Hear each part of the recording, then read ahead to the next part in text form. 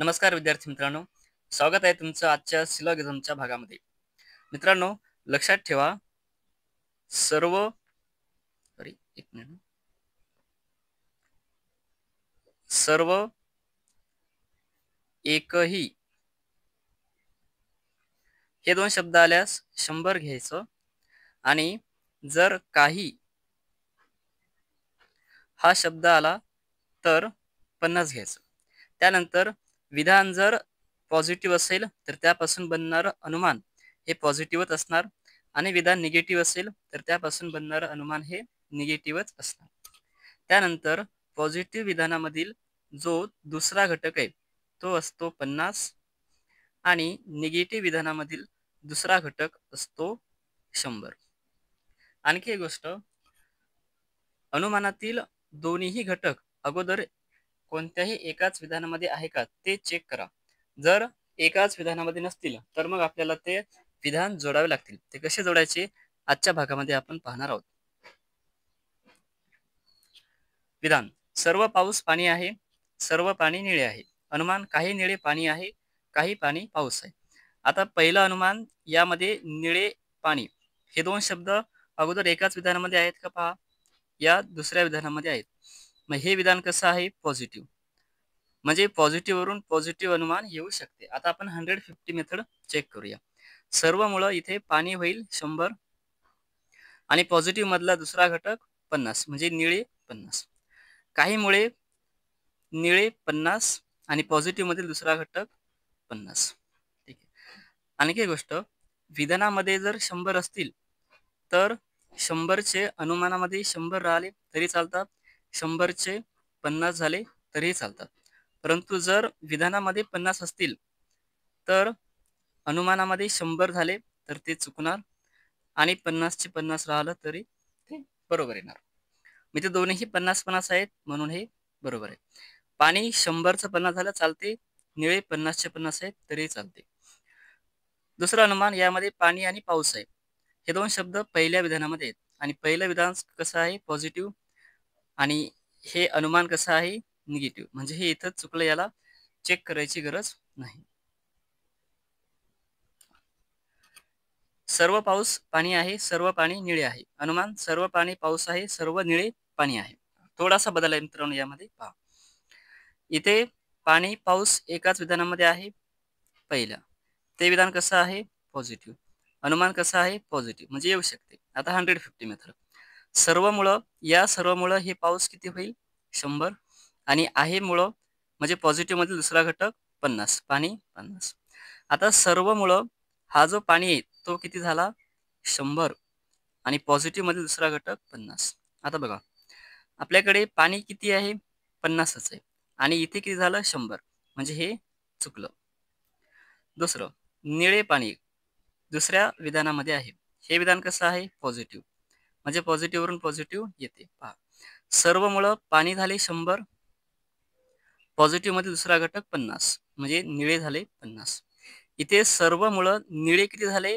100 आणि पॉझिटिव्ह मध्ये दुसरा घटक 50, पाणी आहे 50. आपल्याकडे निळे इथे किती आहेत? 50च आहेत. पण इथे अनुमानामध्ये किती झाले? 100. म्हणून हे सुद्धा विधान इथे अनुमान इथे चुकते. सर्व गणित इंग्रजी आहे, सर्व इंग्रजी रसायनशास्त्र आहे. आता अनुमान बघा मित्रांनो.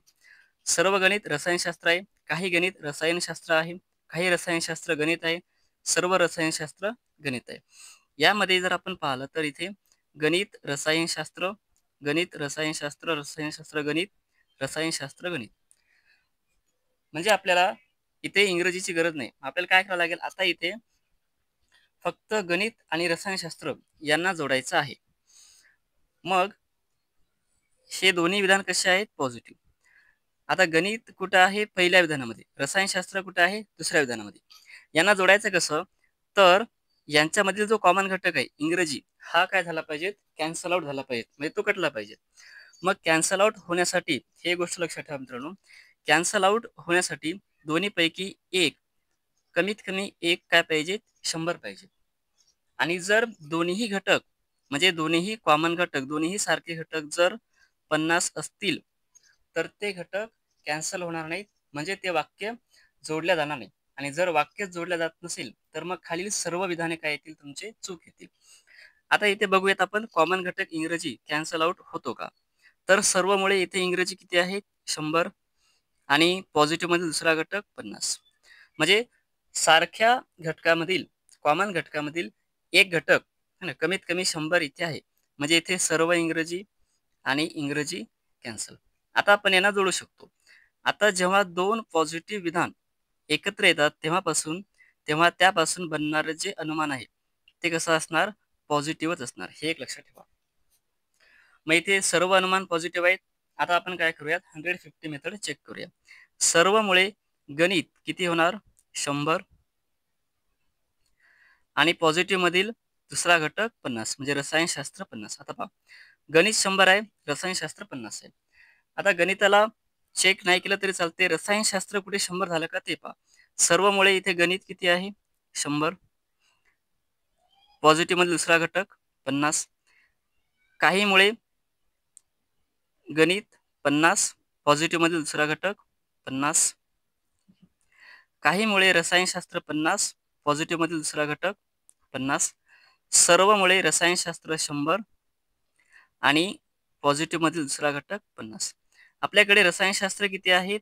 50च आहेत. मग हे रसायनशास्त्र 50 चे जिथे 100 झाले ते अनुमान चूक असणार. इथे रसायनशास्त्र किती झाले? 100. हे चुकलं. हे दोन्ही 50 आहेत, बरोबर आहे. रसायनशास्त्र इथे 50 आहे, बरोबर.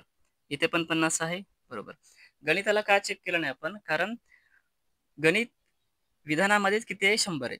मग त्या अनुमानामध्ये एक तर 50 होईल किंवा 100चं 100च राहील. मग 100चं 50 झालं किंवा 100चं 100 आलं तर ते बरोबरच येते. आणखी एक एक्झाम्पल बघूयात.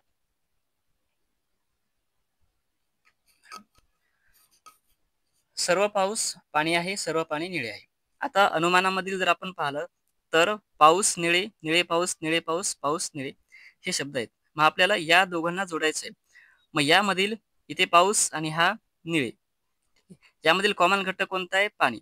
पाणी कॅन्सल आउट होतो का ते बघा. तर कॅन्सल आउट होण्यासाठी कमीत कमी एक काय पाहिजे? 100. सर्वमुळे इथं पाणी आहे 100 म्हणजे हे पाणी कॅन्सल. दोन्ही विधान कसे आहेत? पॉझिटिव्ह. म्हणजे यांना जोडल्यास सर्व अनुमान कसे यायला पाहिजेत? पॉझिटिव्हच यायला पाहिजेत. म्हणजे यापासून निगेटिव्ह अनुमान येत नाही. सर्व अनुमान पॉझिटिव्ह आहेत. चला आता 150 मेथड.